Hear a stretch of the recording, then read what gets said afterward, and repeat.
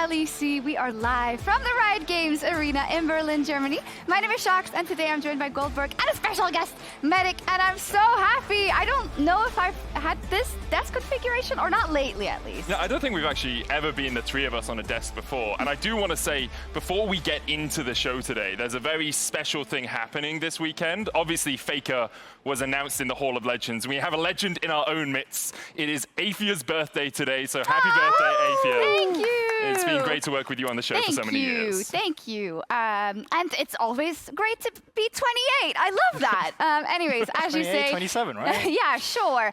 Yesterday, we, of course, already had our first day of the LEC. And I feel like, for me, there's a lot to talk about because I had some expectations coming into the week. For instance, KC on the up and up, wanting to see if they could keep that going. Unfortunately, weren't able to yesterday. Will Vitality get their first win? Luckily, they did. So, Medic, what for you was the biggest takeaway? I think Vitality, even after their disappointing week one, showed signs of promise, and yesterday they became a little bit more realized. Hylissang and Linsus were definitely on the same page, and if they can keep that momentum, I look at them as probably a top 4 team in our league if they continue growing the way that they're doing, even though right now they're tied for 7th. Yeah, and it's the halfway point, right, of the regular season already, GB. So 1 and 3, you're thinking, okay, start winning more. Yeah, but this is absolutely where you have to turn it around, right? And you were talking about KC as well in the beginning. We got to see them with their first 2 victories in already week 1, which is usually where they are. And hopefully they can continue to grow from there. I think what they lacked in yesterday's game was something I'm probably going to be talking about a lot with our team. It's pace. It's finding that early aggression. Because I think they did great in their very first game, but then some of the victories had to come through their comebacks. And you'd like to, well, ideally not have a comeback victory, but also just a clean from start to finish, right? That's true. And also when I'm looking at this, I see Giant X 0-4. And again, yesterday, I saw good things from them. I saw a game that actually they were supposed to win. But G2, who were also struggling, GB, managed to turn it around. And unfortunately for Giant X, keep them at 0 wins. Yeah, absolutely. I think every time you go up against G2, even though they're in a slump, they're always going to be better at mid to late game than you are. The communication is still going to be there. What's really been bad for G2 lately is the fact that their individuals are not shining as bright as they usually are, and that's making it very difficult for them. But I will say, in terms of GX, their progress is showing. They're not just stagnant and just sitting there with horrible gameplay. They are showing up from Jackie's, and Tonya has actually had good Rumble performances, and the rest of the team is slowly but surely getting up there, but they don't have time, and they need to hit it soon. Yeah, I was going to say, Aaron, that's what I feel like is the sucky thing here, because of course the Antonio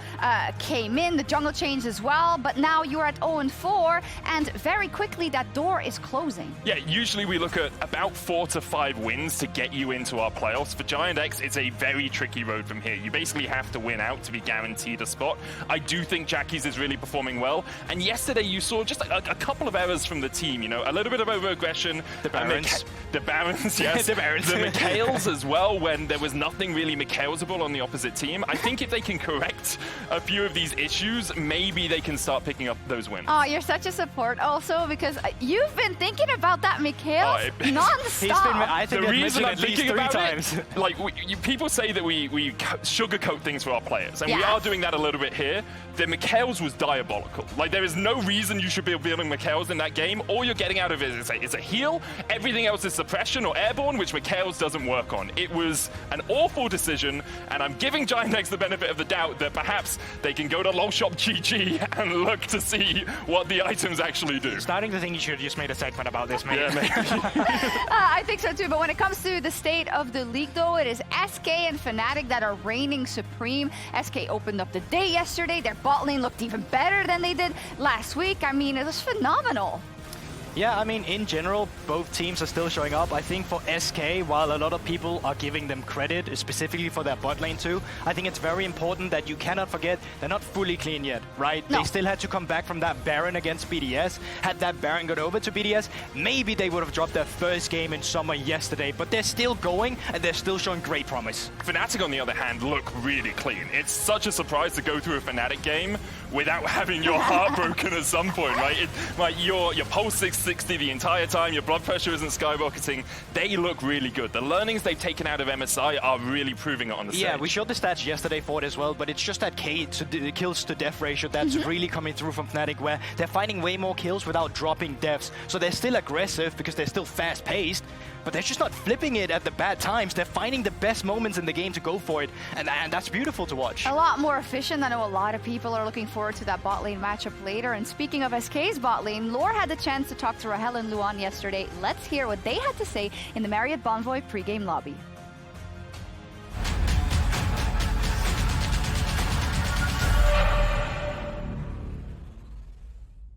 A 3-0 finish to their first week of LEC. Fnatic are sitting high. The new bot lane of SK, how far can it take them as 3-0 on the first week of the LEC? I think starting good is very nice, of course, but in the end, it's only playoffs that matter. With our new bot lane being like so disciplined, so humble, I think that will help as well. I don't think they're super strong. I think they are fine. Noah and June are trying to prove that they are the best Koreans in the bot lane. I think for our bot lane it will be important to beat the Fnatic bot lane. I think for the ego it's huge. I think our bot lane will stomp them. If we play the same way we did this week, I have no doubt that we can beat them. I think we are top 1, top 2. I think Fnatic is still the best team in Europe right now. I mean, I don't think we have a positive win rate into Fnatic at all. Accordingly to our scrims, they have no chance against us. Playing against them next week will be an actual final test if you actually improve or if they're still way ahead than us. Beating them, you have to play very clean League of Legends.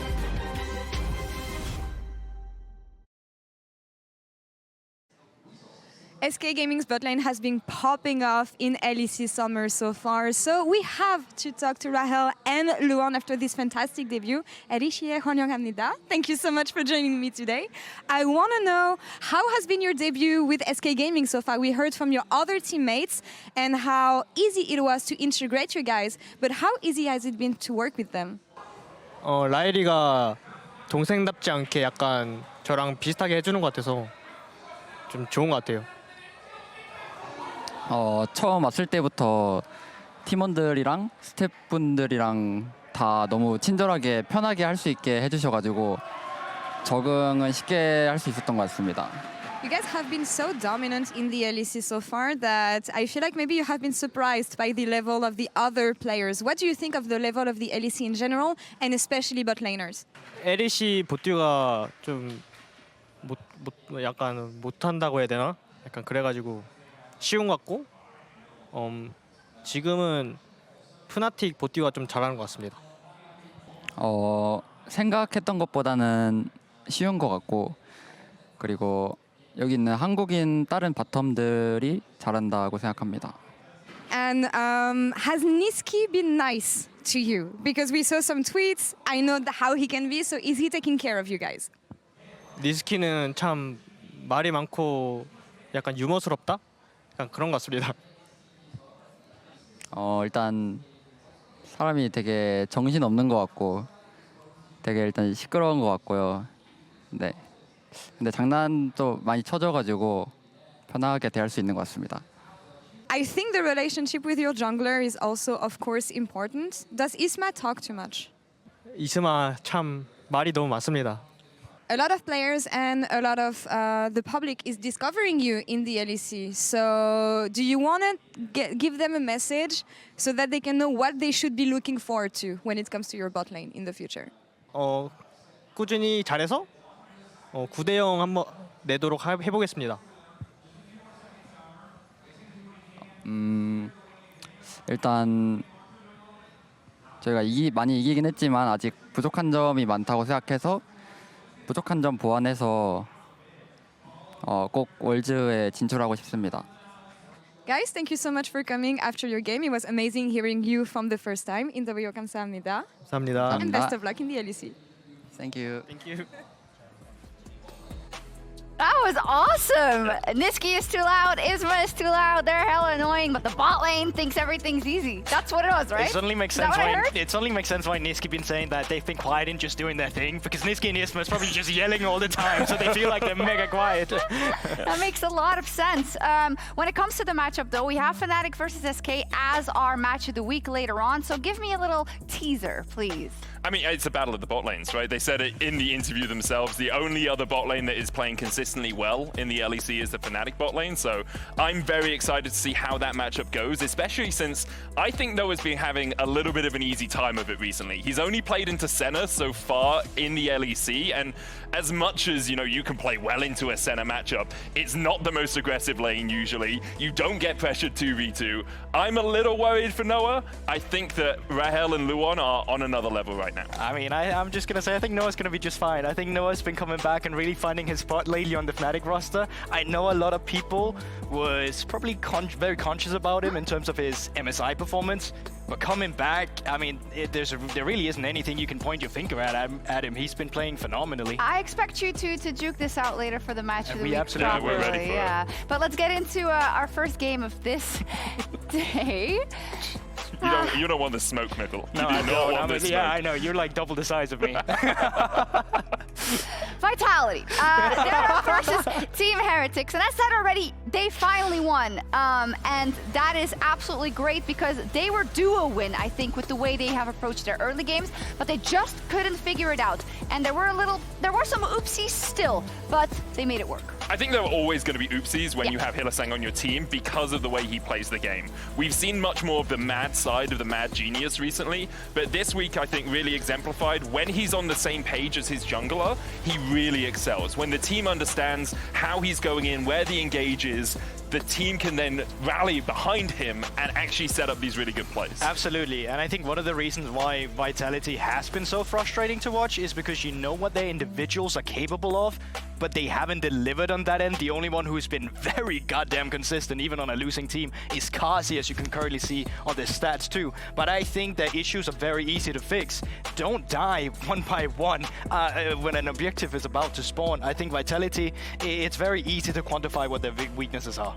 It is, and for the opponents as well. So let's see what Team Heretics can do with that. Talk to me about the Team Heretics ADC in FLICKR and how he's been doing. It's quite an interesting one because he flies under the radar, but he had that time on G2. Obviously, now the re-entry into the league. How do we feel about him, and how does he match up versus Carzzy?